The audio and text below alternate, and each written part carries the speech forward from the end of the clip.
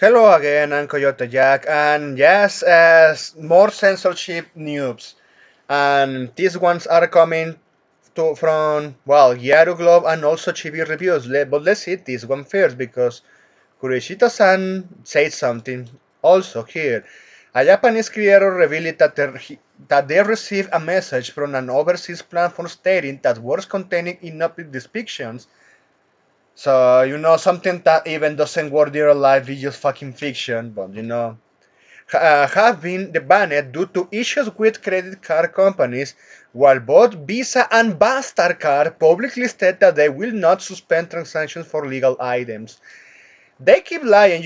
When I said about that video a week ago, where just we are seeing that the FTC in the US is sending some warning threats, but it's it's just bluff. It's just we we need to see actual action, not words anymore, because Visa and Mastercard they're still deplatforming a lot of people.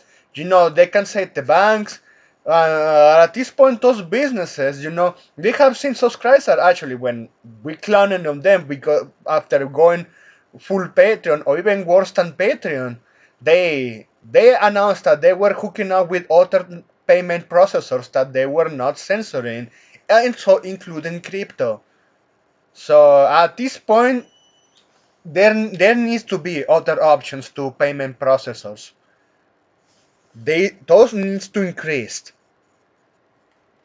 because Visa and Mastercard, yes, and also we know these fuckers over-regulated too much to be the biggest duopoly in all-time history, and that needs to stop. The regulation needs to happen now. So look at this.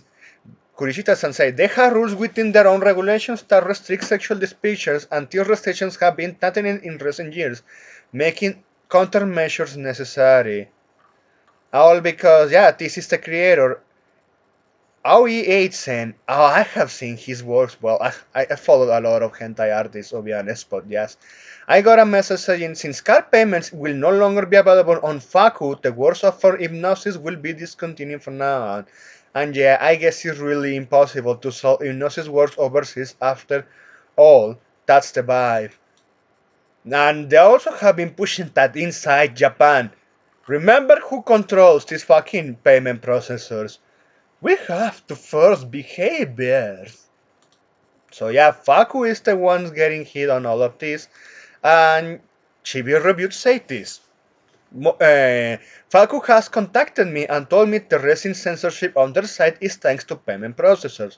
Faku told me it's okay for me to share our DMs to break this news to all of you before they make their official post announcing it.